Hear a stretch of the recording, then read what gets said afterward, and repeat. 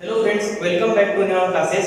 We have started trigonometry. This is the second part of trigonometry, in which I will first cover sine law, cosine law, then arbitrary angle measures and trigonometric ratios.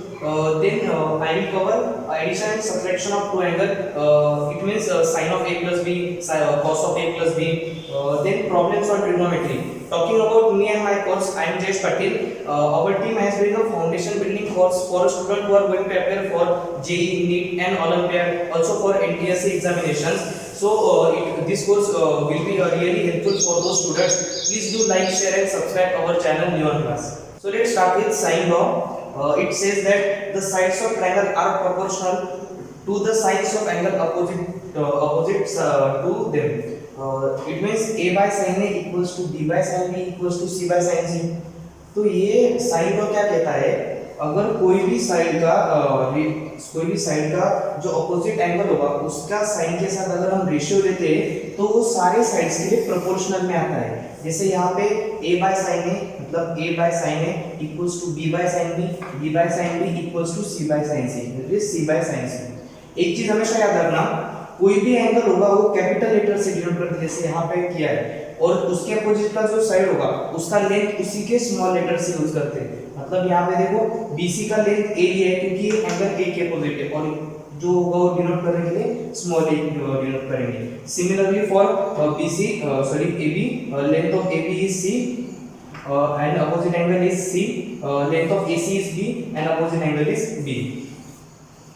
Now we will see another formula which is related to sine rule, that is how to find area of triangle. We all know that area of triangle is half into base into height. So here base is BC, so half into BC into height is AD. तो अभी हम क्या करेंगे, जो sine rule था उसका use करके हम एरिया ऑफ ट्रायंगल कैसे फाइंड करते हैं वो देखेंगे. तो यहाँ पे हमने एरिया का जो फॉर्मूला क्या लिख दिया है, एरिया होता है half into base into height, और यहाँ पे हमारा बेस क्या है BC, हाइट क्या है AD. तो हम BC को क्या लिख सकते हैं, BC तो हमको गिवन है A, तो हम उसको सीधा A लिख देंगे. और जो AD होगा तो AD को हम क्या लिख सकते हैं, ये हमारा एक राइट एंगल ट्रायंगल यहाँ पे बन रहा है, तो यहाँ पे राइट एंगल ट्रायंगल है, तो जो एंगल B होगा तो AB हाइपोटेनस है, तो AD को हम क्या लिख सकते हैं, AB into sine of B. तो इसको हम लिखेंगे AB साइन B. तो मैं आपको फिर से बता देता हूँ, जो ADP एक राइट एंगल ट्रायंगल है और यहाँ पे AB हाइपोटेनस है, हमको AD का लेंथ चाहिए, तो हम क्या करेंगे, जो AB होगा उसका साइन ले लेंगे, तो AB into sine of B क्या आ जाएगा, AD आ जाएगा. तो इसको इसलिए AD को लिख दिया हमने AB इनटू साइन B. तो हमने साइन रूल में देखा था, तो half into A into AB तो हमको पता है AB की वैल्यू C है, और फिर साइन B लिखते हैं. तो देखो, जो कोई भी ट्रायंगल का एरिया फाइंड करना होगा और कोई भी दो साइड के बीच का एंगल पता रहता है, तो उसका एरिया हम क्या लिख सकते हैं साइन रूल से, half into A into C into sine B.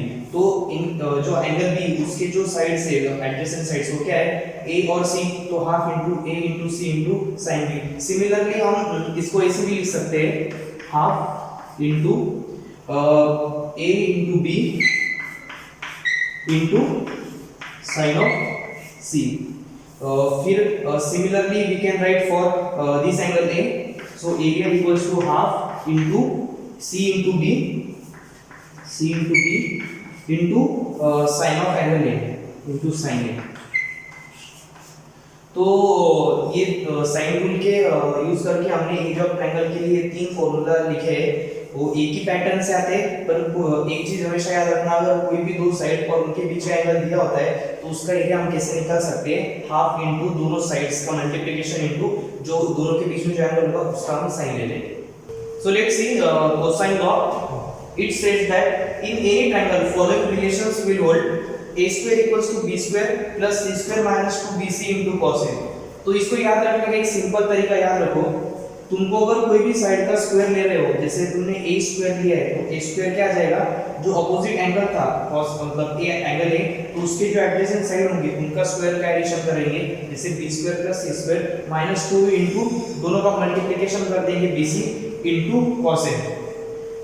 तो फिर हम जैसे बी के लिए देख सकते हैं, देखो मैं आपको बताता हूं बी के लिए क्या करेंगे हम, जो बी का जो है अपोजिट एंगल जो मतलब अपोजिट जो है एंगल वो बी है, तो उसके एडजेसेंट साइड लेंगे, तो बी स्क्वायर क्या आ जाएगा ए स्क्वायर प्लस सी स्क्वायर माइनस फिर 2 इनटू दोनों साइड के मल्टीप्लिकेशन कर देंगे, तो क्या हो जाएगा 2ac into cos b, c के लिए क्या हो जाएगा c square equals to a square plus b square minus 2ab into cos c हो जाएगा।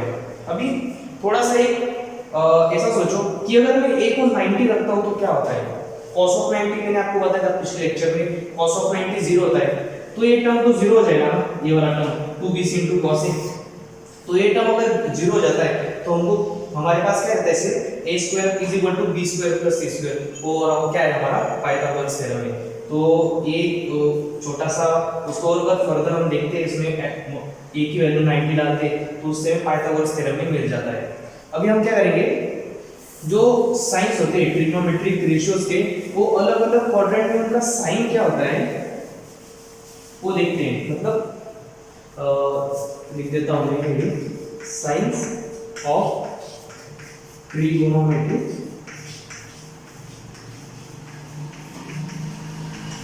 रेशियोज।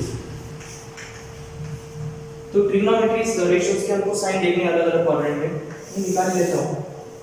ये हमारा क्वाड्रेंट है, first quadrant, second, third and fourth. तो अभी क्या है, जो फर्स्ट क्वाड्रेंट होता है उसमें जो सारे trigonometric ratio, all trigonometric ratios has a positive sign, okay, जो मतलब सारे जो ट्रिग्नोमेट्रिक रेशियो होंगे उनका साइन पॉजिटिव होगा। अभी हम सेकंड क्वाड्रेंट का देखते हैं। सेकंड क्वाड्रेंट में सिर्फ साइन का sine theta and cosec theta value positive होगी, मतलब क्या, सेकंड क्वाड्रेंट में जो साइन थीटा और कोसेक थीटा होगी उन्हीं की वैल्यू पॉजिटिव होगी। थर्ड क्वाड्रेंट में tan theta and cot theta, tan theta और cot थीटा की वैल्यू पॉजिटिव होंगे थर्ड क्वाड्रेंट में, और फोर्थ क्वाड्रेंट में cos theta and cosec theta इन दोनों का वैल्यू पॉजिटिव होगा। अभी इनको याद रखने के लिए एक ट्रिक जैसा समझ लो, ऑल सिल्वर टी कप्स। तो एक चीज ऐसा याद रखो, ऑल मतलब पहले क्वाड्रेंट में सारे पॉजिटिव, सिल्वर का हम एस लेंगे तो उससे साइन थीटा और cosec theta positive second quadrant में, टी से हम टी लेंगे तो टी का जो पहला आएगा tan थीटा, तो tan थीटा और cot थीटा पॉजिटिव, और थर्ड क्वाड्रेंट में कब से cos थीटा और कोसेक थीटा पॉजिटिव।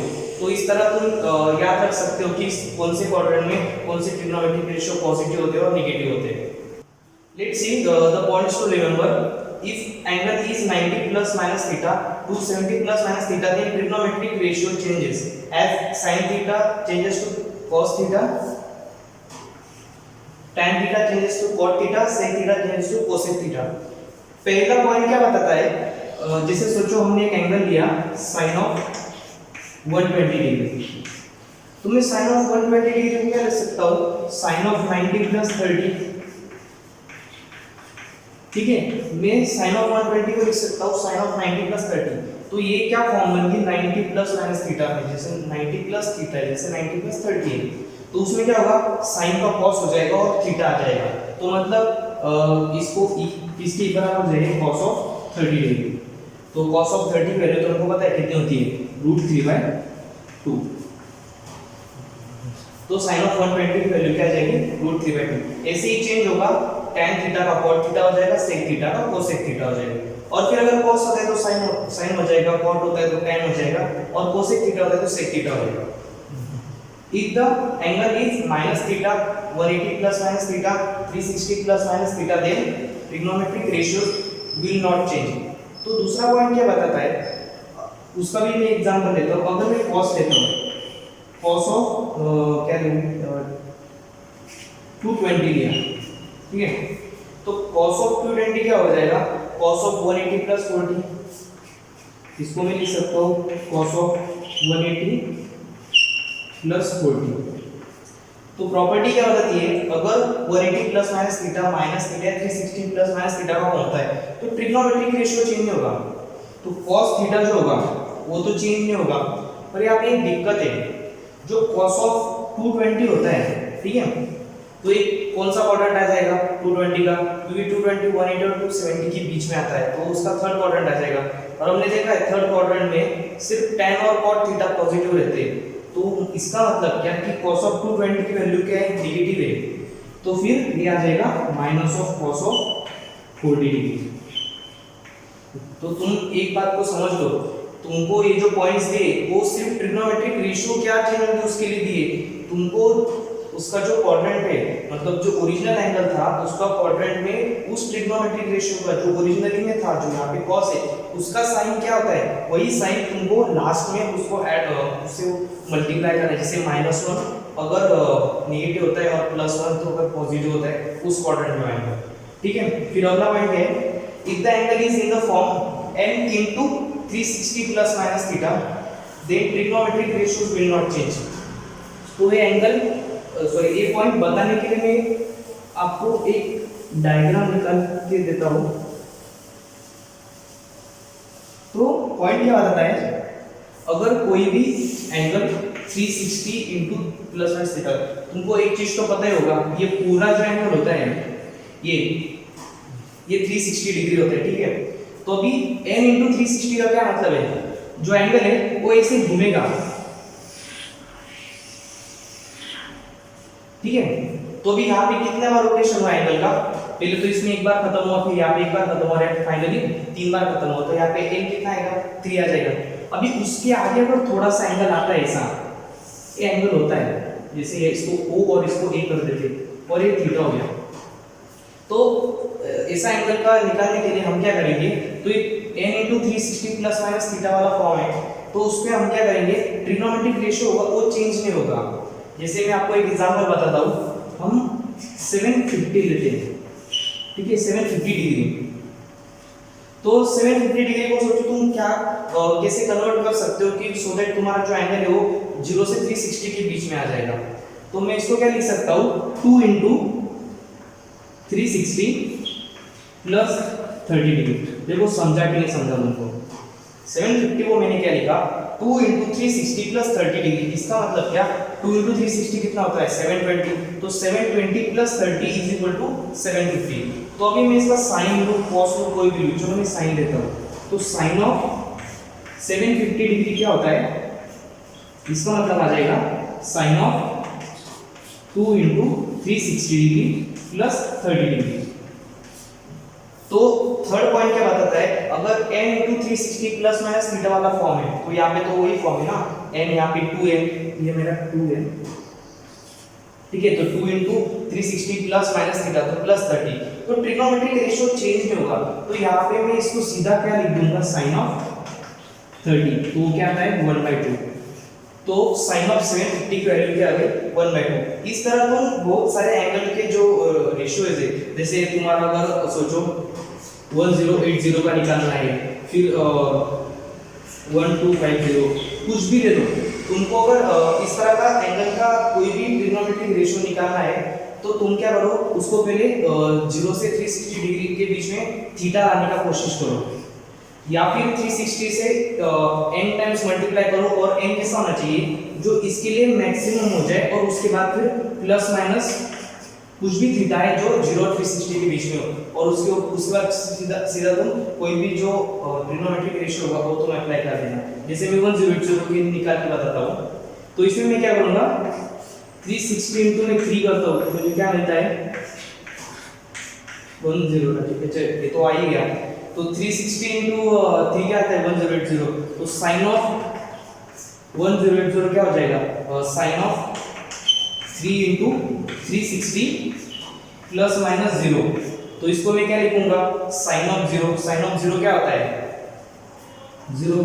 अभी मैं क्या करता हूँ, इसमें थोड़ा चेंज करता हूँ, इसमें से मैं 30 डिग्री कम कर देता हूँ, तो ये क्या हो जाएगा 1050 हो जाएगा, ठीक है। तो अभी मैं क्या करूँगा, 1050 का साइन ले लूंगा, तो साइन ऑफ 1050 क्या होगा, मैं फिर से थर्ड पॉइंट पे जाऊंगा, क्या कि मुझे कुछ तो भी 360 डिग्री के जो मतलब n into 360 plus minus theta के फॉर्म में 1050 को सेट करना है। तो इसको मैं क्या सेट कर सकता हूँ, 3 into 360 माइनस 30 डिग्री। देखो तुमको समझा कि नहीं समझा, यहाँ पे 1050 है, मुझे पता है 360 into 3 होता है 1080, तो 1050 को क्या लिख सकता हूँ, 3 into 360 माइनस 30 डिग्री, ये मैंने 1050 का लिख लिया। तो थर्ड पॉइंट के हिसाब से क्या हो जाएगा, इसका मैं अगर साइन लेता हूँ तो ये क्या आ जाएगा, तो trigonometric ratio will not change, तो साइन ऑफ 30 आ जाएगा। पर दिक्कत क्या है, ये जो 1050 है वो तो तुम्हारा इस क्वाड्रेंट में आएगा, फोर्थ क्वाड्रेंट में आएगा। क्यों, देखो 1080 मतलब क्या, ये पहली बार घूम गया यहाँ पे तो 360, फिर दूसरी बार घूमा यहाँ पे आया तो 720 डिग्री हुआ, फिर से एंगल घुमा पूरा 360 यहाँ पे आया तो कितना हो गया 1080 डिग्री।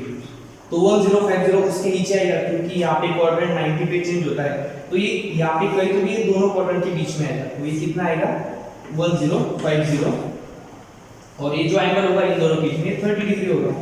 तो मुझे तो पता है साइन ऑफ 30 निकालना है, पर फोर्थ क्वाड्रेंट में साइन क्या होता है, नेगेटिव होता है, तो माइनस लगा देंगे, तो माइनस ऑफ साइन 30 क्या होता है, माइनस ऑफ 190। तो इस तरह ये तुम तीनों पॉइंट याद रखो, ये तुमको बहुत काम आएंगे कोई भी अगर ट्रिग्नोमेट्रिक वैल्यू में, ट्रिग्नोमेट्रिक रेशियो में तुमको कोई भी अगर एंगल का वैल्यू निकालना है तो ये इंपॉर्टेंट हो जाता है। So let's see the addition and subtraction of two angles. तो देखो सबसे पहले मैं बताने से पहले आपको बता देता हूँ, ये जो पूरा जो मैंने बोर्ड पे लिखा है ना, ये तुम इसका स्क्रीनशॉट लेके सीधा अपने मेमोरी में फिट कर दो, क्योंकि ये जो सारे फॉर्मूले ये इतने इंपॉर्टेंट है कि ये हर एक क्वेश्चन में कहीं ना कहीं एक फॉर्मूले में से कहीं ना कहीं एक फॉर्मूला तो यूज हो ही जाता है। तो ठीक है, हम देखेंगे sine of a plus b क्या होता है, sine of a plus b होता है sin a into cos b plus cos a into sin b, sin a minus sin b क्या होता है, sin a into cos b minus cos a into sin b।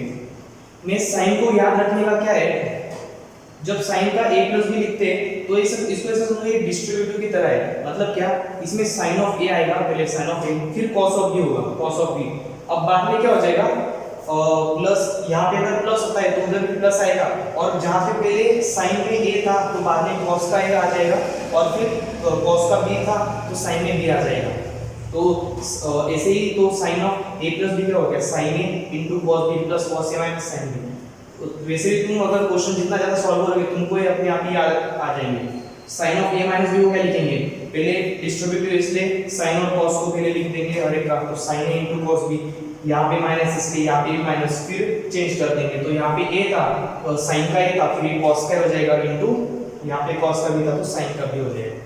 cos में ऐसा नहीं होता है, cos में क्या होता है दोनों को एक ही बार में मल्टीप्लाई कर देता है, मतलब जैसे cos a into cos b, और अगर प्लस होता है तो माइनस, फिर sin a into sin b, यहाँ पे cos a minus b को क्या होगा cos a into cos b, यहाँ पे माइनस था प्लस हो गया तो plus sin a into sin b। tan of a plus b क्या होता है, tan a plus tan b upon 1 minus tan a into tan b, tan of a minus b होता है tan a minus tan b upon 1 plus tan a into tan b। फिर ये तो important है, ये तो ये इन सब में ज्यादा इंपॉर्टेंट तो ये दो फॉर्मूले, वो क्या है, sin of 2 थीटा क्या होता है 2 into sin theta into cos theta, sin of 2 theta क्या होता है cos square theta minus sin square theta. अभी मैं आपको एक बता दूं, यहाँ पे 2 थीटा है सही, तो मैं अगर यहाँ पे a को भी थीटा और b को भी थीटा रखता हूँ तो क्या हो जाएगा sin of 2 थीटा हो जाएगा, फिर इसमें भी सब थीटा थीटा आ जाएंगे a और b, तो क्या हो जाएगा sin theta into cos theta plus sin theta into cos theta, मतलब क्या 2 into sin theta into cos theta. अभी मैं cos of 2 थीटा है तो मैं a और b को थीटा और थीटा पुट कर देता हूँ, तो cos of 2 थीटा क्या हो गया, अभी a theta plus theta 2 theta हो, तो 2 थीटा हो जाएगा cos of 2 theta, cos of theta into cos of theta minus sin of theta into sin of theta, तो ये क्या हो गया cos स्क्वायर थीटा, क्योंकि cos theta into cos theta था, minus sin square theta, same यहाँ पे होगा, तो cos 2 थीटा इक्वल्स टू क्या आ जाएगा cos square theta minus sin square. Let's see the next example, we have to prove that tan a into sec of 4a plus tan of 4a equals to tan of a plus tan of 4a into sec of 2a। तो अभी मैं क्या करूंगा, जो ये LHS में tan है उसको मैं RHS में tan है उसको मैं LHS में लेके आऊंगा, तो और फिर tan a को कॉमन ले लेता हूं, tan a into sec of 4a minus 1, तो मैं फिर से बताता हूँ, tan a को मैंने RHS में लिया, फिर ये दोनों टर्म में से tan a निकाल लिया, तो ये जो मैंने LHS में लिया उससे tan a लिया, तो sec of 4a minus 1 हो गया। अभी क्या करूँगा, tan of 4a को मैं RHS में शिफ्ट करूँगा और फिर tan of 4a कॉमन ले लूँगा, तो उससे मेरे को क्या आ जाएगा, sec of 2a minus 1। तो मुझे ये टर्म मिलती है। अभी मैं क्या करूँगा, sec of 2a को इस साइड डिनोमिनेटर में लेके आऊँगा और tan a को इधर डिनोमिनेटर में ले लूँगा RHS में, तो sec of 4a minus 1 upon sec of 2a minus 1 equals to tan of,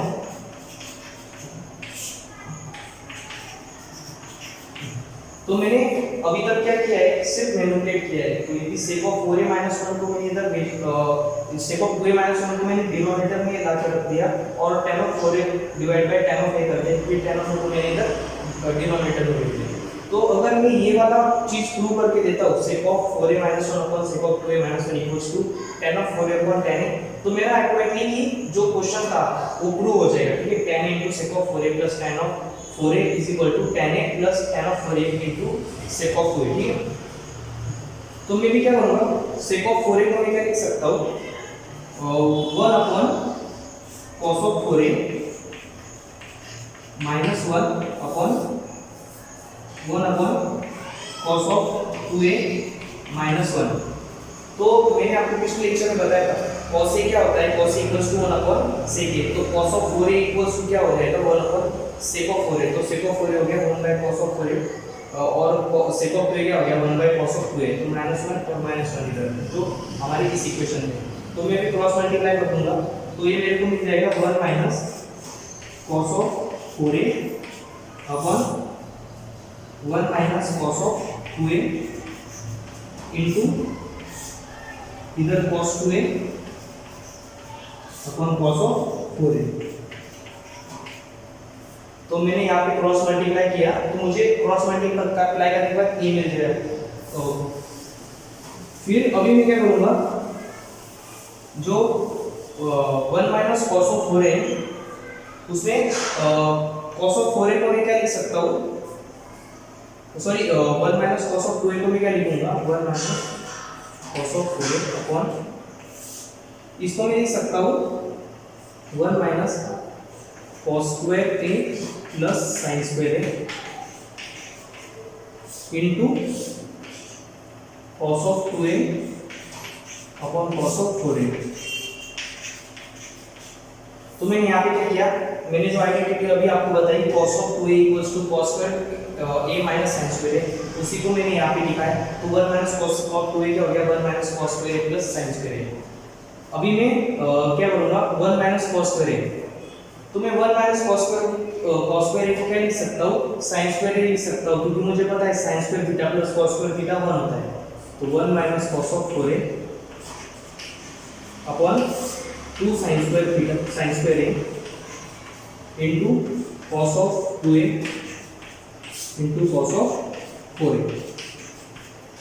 तो अभी जो मेरा 1 minus cos of 4a, इसको मैं क्या करूँगा, cos of 4a को मैं क्या लिख सकता हूँ, 1 minus cos square 2a plus sin square 2a, फिर उसको फिर अगर ऐसे इसकी तरह सिंप्लीफाई करूँगा तो वो भी मुझे आ जाएगा 2 into sin square 2a।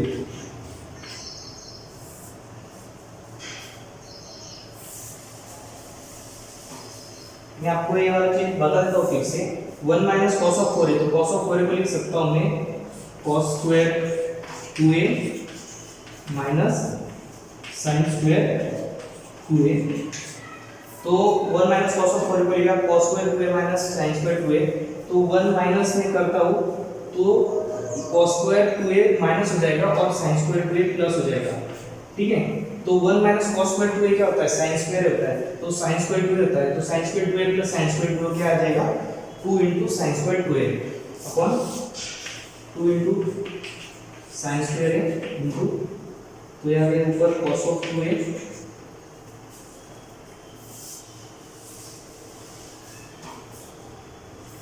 जाएगा multiply cos of 2a divide by cos of 4a। तो अभी आगे मैं क्या करूँगा, मेरे पास यहाँ पे एक साइन ऑफ 2a और एक कॉस ऑफ 2a। मैंने आपको साइन का एक आइडेंटिटी बताया था, साइन ऑफ 2 थीटा क्या होता है, 2 into sine theta into cos theta. तो मैं इसी में वही अप्लाई करूंगा, तो 2 into sine of 2a into cos of 2a हो जाएगा साइन ऑफ 4a। और फिर मेरा एक और साइन ऑफ 2a बचा था, ठीक है। फिर अभी मैं क्या करूंगा, यहाँ पे 2 sine square into cos of 4a, तो मैं इसको ऐसे लिख लेता हूँ, cos of 4a into 2 sine square a। अभी मैं क्या करूंगा, साइन ऑफ 2a को मैं क्या लिख सकता हूँ, 2 into sine a into cos b, cos a sorry. तो ये क्या हो जाएगा साइन ऑफ, चलो उसकी फिर एक और कर लेते हैं। साइन ऑफ 4a का कॉस ऑफ 4a क्या होता है, tan ऑफ 4a, तो ये आ गया tan of 4a into sine of 2a को मैं लिख सकता हूँ 2 into sine a into cos of a divide by 2 into sine square a, 2 into sine square a। तो इसमें क्या करूंगा मैं, 2 और एक साइन a और साइन स्क्वायर में से एक साइन a को मैं कैंसिल कर दूंगा, तो मेरे पास आ जाएगा tan of 4a upon cos a and sin a। तो मैंने यहाँ पे क्या किया, जो साइन स्क्वायर था उसमें से एक साइन a को और इस साइन a को और 2 और 2 को कैंसिल कर दिया न्यूमरेटर और डिनोमिनेटर से, फिर cos a और sin a ले लिया। तो मुझे पता है sin a बाय cos a क्या होता है, क्योंकि ये cos a को मैं इसके डिनोमिनेटर में ला सकता हूँ, तो sin a cos a हो जाएगा tan a।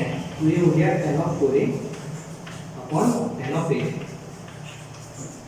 तो मैंने एक प्रूव कर दिया कि ये जो मैं सॉल्व करके था वो जो था शायद sec of 2a minus 1 upon sec of 4a minus 1 equals to tan of 4a by tan of a, ये मैंने प्रूव कर दिया। तो इससे मैं प्रूव कर सकता हूँ जो हमने ओरिजिनल इक्वेशन दिया था, कुछ तो भी tan a into sec of 4a plus tan of 4a equals to tan a plus sec of 2a into tan of 4a। तो ये इस तरह से इसका प्रूफ है। तुमको इसमें कुछ भी डाउट होता है तो मुझे कमेंट सेक्शन में पूछ लो, मैं आपका वहाँ पे डाउट क्लियर कर दूंगा, या फिर मेरा फेसबुक पेज है नियॉन क्लास करके, उस पर भी आप मुझे डायरेक्ट डीएम कर दो, तो मैं आपको वहाँ पे भी उसका सॉल्यूशन बता दूंगा, आपका डाउट क्लियर कर दूंगा। Let's see another example, if 1 minus sin a into 1 minus sin b into 1 minus sin of c equals to 1 plus sin of a into 1 plus sin of b into 1 plus sin of c, then prove that each side is equal to cos a into cos b into cos c।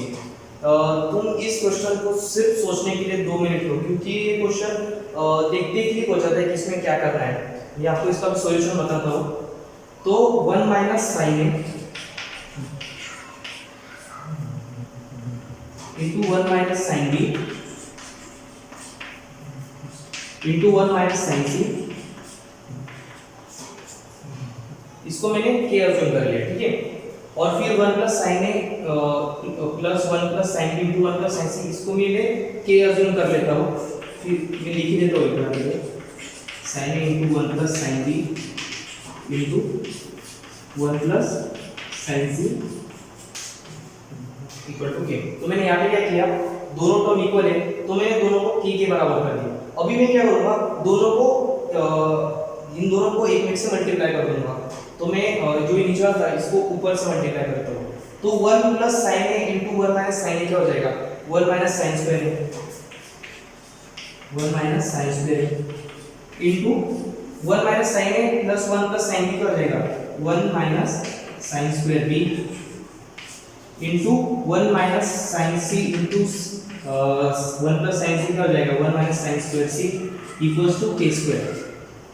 मैंने आपको पिछले lecture में एक identity बताई थी, sin square a plus cos square a क्या होता है, 1 होता है, मतलब sin square theta plus cos square theta 1 होता है। तो मैंने थीटा की जगह a रख दिया, तो 1 माइनस sin स्क्वायर a क्या हो जाएगा, cos स्क्वायर a, क्योंकि sin square a plus cos square a 1 होता है।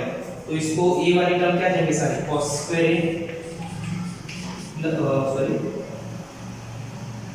Into cos square b into cos square c equal to k square. अब तो क्या है, मैं अब लास्ट अब तो थोड़ा ही रह गया, अब दोनों टर्म को मैं स्क्वायर रूट ले लूंगा। तो जैसे मैं स्क्वायर रूट लेता हूँ तो मुझे जो प्रूव करना था वो मेरा प्रूव हो जाएगा cos A into cos B into cos C equals to K। और हमारा K जो इनिशियली हमने जो अज्यूम किया था वो क्या था 1 minus sin into 1 minus sin into 1 minus sin equals to K। और जो 1 प्लस sin B वाले टर्म थे तो 1 प्लस sin और 1 plus sin into 1 plus sin C equals to K। तो ये प्रूव कर दिया। तो इस तरह से क्वेश्चन का सॉल्यूशन होता है। I hope guys you have understood the topics which I cover in this lecture. If you have any doubt, you can ask me in comment section or also DM on my Facebook page Neon Class. I will clear out there. Then if you I have also uploaded video on first part of trigonometry, so you can go through that if your basic is weak.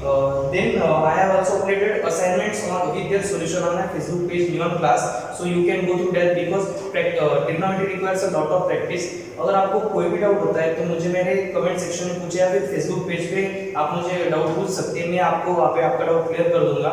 And please do like share and subscribe my YouTube channel, also follow my Facebook page neon class. Thank you guys.